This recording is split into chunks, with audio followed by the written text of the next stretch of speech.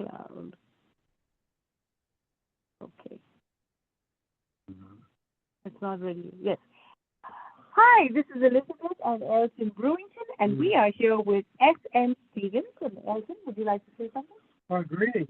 Good evening, and happy to have you both on the show tonight. This is exciting, great opportunity to hear your description of your book. And anytime the author writes a book and defines in very specific and outstanding terms the meaning and specific perceptions of better forms and understanding in life, it's a big deal. So I appreciate your being here with us, and thanks so much for your book, and we're excited to have your dialogue and discussions about your book. Thank you. Thank you, thank you. We're talking today about beautiful and terrible things. S.M. Stevens, over to you. All right, thank you so much, and thank you for having me. I will talk a little bit about what the book is about, and do a quick reading if you want me to. Yes. Okay. But first, I'll just spend a quick minute on my writing journey, because it's kind of a different story.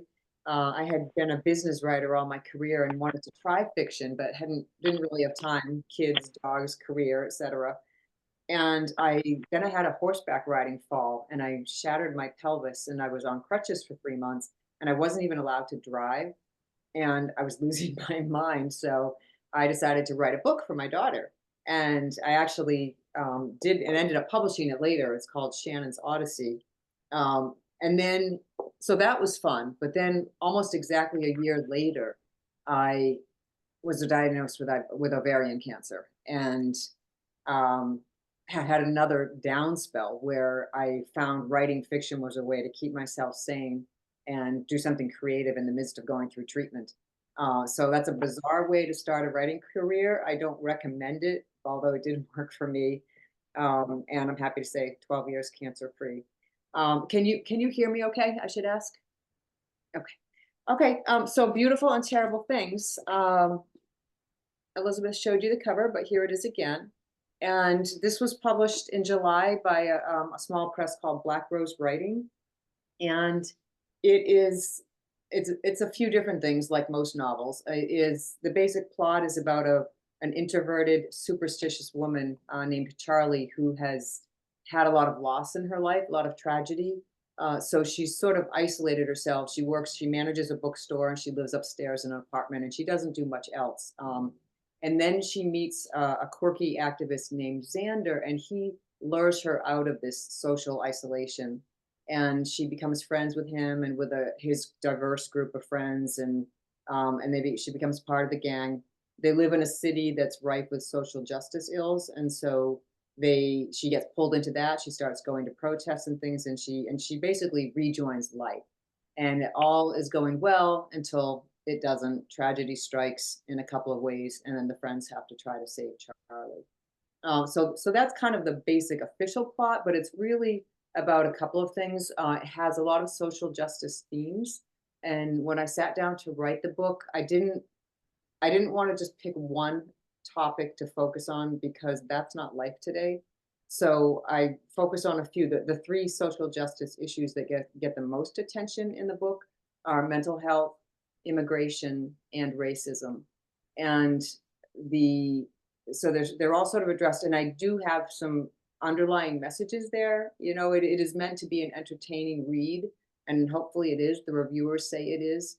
But at the same time, I'm hoping that it first of all reminds people that no matter your views on one of these hot button issues, there are always real people behind the statistics, and it's always a good idea to remind ourselves of that.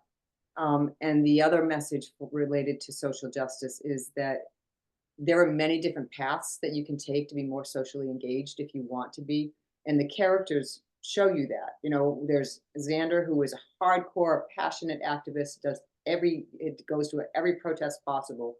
And then other people find ways that are more fitting with their personalities and their comfort level with things. And so the point is just that we can all hopefully do a little bit more, and we just have to find the right path for ourselves. So that's the social justice part, but then really at its heart, it is a friendship story. So it's this group of 6 friends, and they are all very different, but they are a very tight-knit group. And the the tagline I like to use for the book is that it reminds us that friendship has the power to validate, transform, destroy, and save lives. And I really wanted this group of 6 friends to have a really tight camaraderie. And so some of my models were like the movie The Big Chill, for those who know that, where the friends there just had this amazing chemistry. And then on the TV show side, there's Friends. A bunch of reviewers have actually compared it to the TV show Friends, although they say it's got a much more diverse cast and they face much higher stakes than in that show.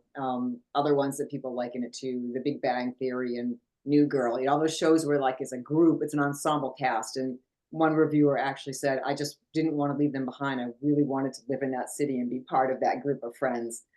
So I love that. Yeah. Yeah, so that was nice. So that's kind of what it's about. It is being, a few reviewers have said this is great for book clubs because of all the issues you can sink your teeth into.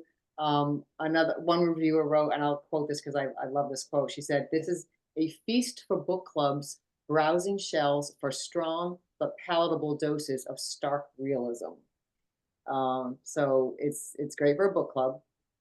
It's actually already won a couple of awards, which I'm thrilled about. It was a finalist for an American Fiction Award. And then in the reader's favorite competition, it actually got an honorable mention in the social issues category. And that was really exciting because they don't just, let's be honest, some awards programs, they just automatically fill every slot. Reader's favorite does not do that. You have to score a certain amount. So they might have, first, second, and third place, and they might not fill some of them. If books aren't considered high enough quality, then they just leave that slot open. So I was really excited to get that one, and the fact that it was in the social issues category.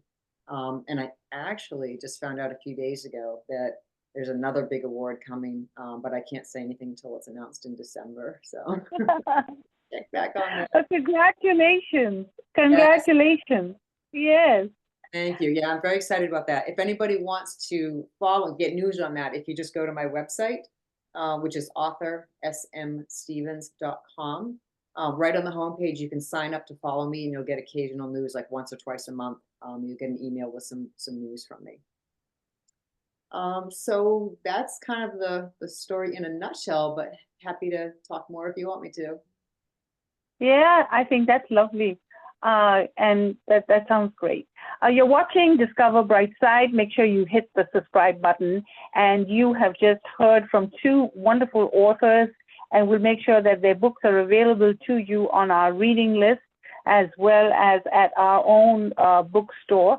And we hope that you will get these books for your book club, for gifts this holiday season, and write reviews and, share these books and share these stories. Our goal is to get people to read more, and not just read more, but host book clubs, have libraries in their homes, and encourage more people to read. So we hope you enjoy this, and we will resume the book club in January, but we will still be on recording for the holidays with products and all kinds of exciting stories to make your holiday good. Now, we know that holidays are great for some and not great for others.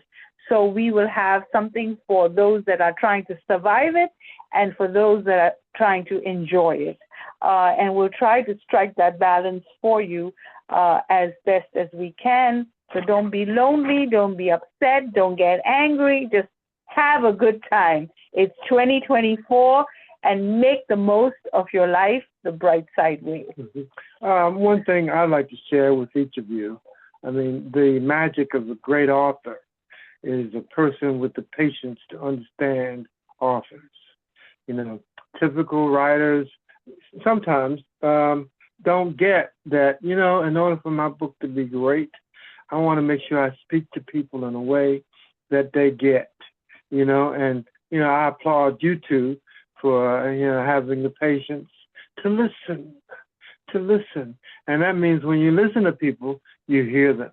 And when you hear them, you can speak to what they our communities need. And that says a lot about you because you stay with us, and you wouldn't believe how many people that come on. I don't want to listen to other people. I just want people to listen to me. Wow. Yeah, Wow. that's a typical perception. I mean, you know, but when you listen to people, there's so much to be heard, and there's so much to be said. And when, like, what you were saying, Ms. Brandywine, about, you know, you spoke to me when you said something about, you know, when your daughter was not thriving, and that you began to pray. You Yes. began to pray, you know, and that said to me, you know, prayer changes things.